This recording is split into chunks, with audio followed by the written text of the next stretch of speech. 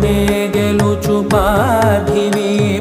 సాటిలేని ఘనుడేనా నీరజాక్షి అలిగే వేళ నుడి విల్లు ముడివంచగలడా సడే చాలు శత సైన్యాలు నడిపే ధీరుడైనా వసుధావాణి మిథిలావేణి